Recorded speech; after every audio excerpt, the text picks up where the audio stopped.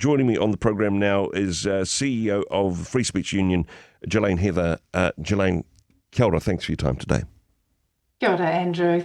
Thanks for having me on the show again. This is such tragic news. A young man who was very much an advocate for free speech. He was certainly not shy of having robust conversations with people who had very different opinions than himself. Yes, he was provocative at times, but tragic to see that that this has ended so violently for him.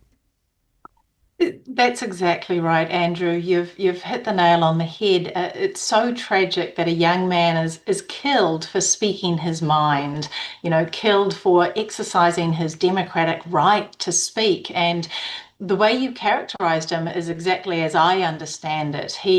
He sought out campuses, he went to universities, he believed in the fundamentals of free speech so much that he knew how important it was to engage with people who disagreed with him, who had differing views, because only by engaging can we even try to move forward in a community or understand each other. It's a tragic event. Now, we don't know the motivation of the shooter. They are still at large, as I understand, at this point.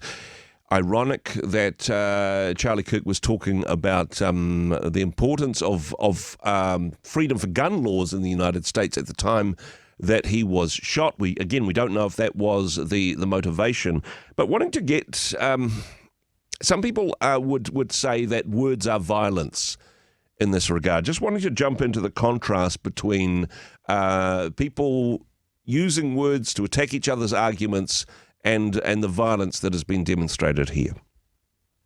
You've picked up on the exact point and poignant tragedy here as well.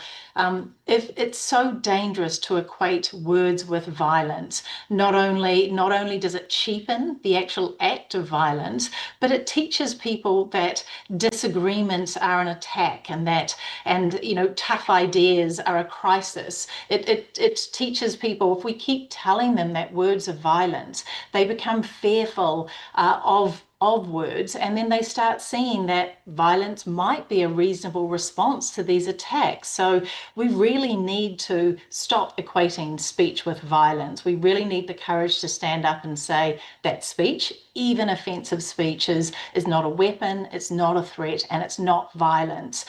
Not having a father this morning to 2 kids or a husband, that's violence.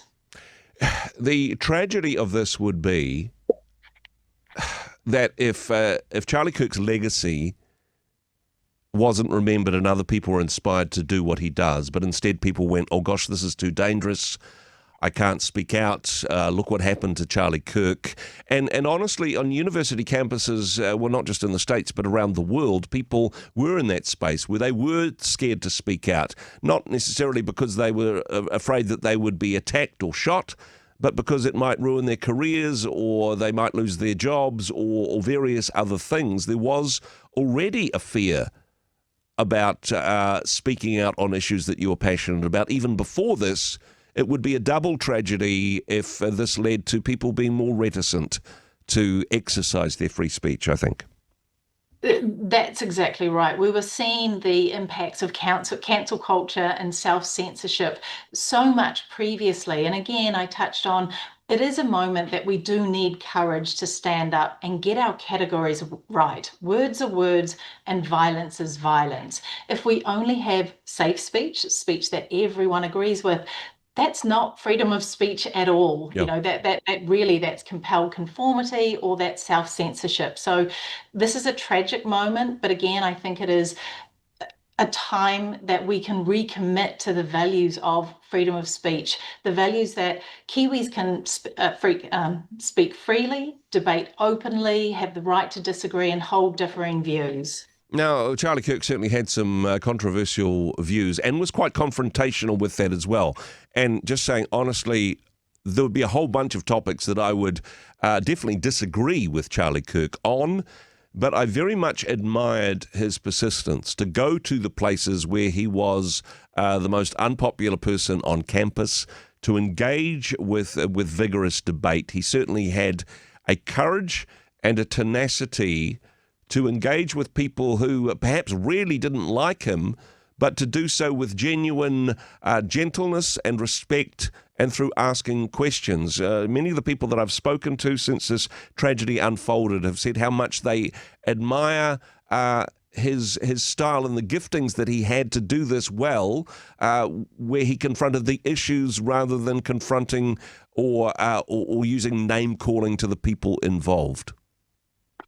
It was, that's exactly right. It was his genuine commitment to wanting to engage, to knowing that this speaking freely is so fundamental to our community. And I agree with you.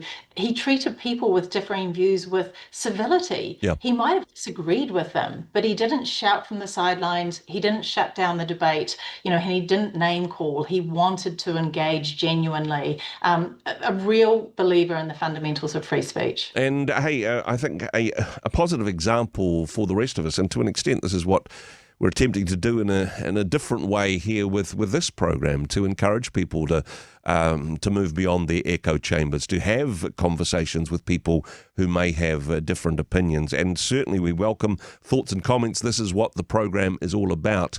Jillaine, certainly hoping that that this will be Charlie Kirk's legacy, that more people will say, hey, this person has lost their life battling for free speech and for reasonable dialogue on important issues. Let's step into the gap. Let's have more people like Charlie Kirk who believe in the values of free speech, right? Exactly. We can see where we're going. It's very clear the direction we're in, and this is very much a call to people of we have a choice here, and we can stand up, we can have that courage to say we need to connect with people, we need to talk to them, we need to be able to speak about tough ideas, and the right to speak should absolutely not come at the risk of death. Appreciate the work that you guys do at Free Speech Union. Would encourage people that are also perhaps shocked at this tragic news to connect with an organisation that is making a difference, yes, on university campuses and in other aspects of our society, fsu.nz. For more information, Jillaine, thank you so much for the work you do. Thanks for joining us today. Thank you, Andrew. Have a good day.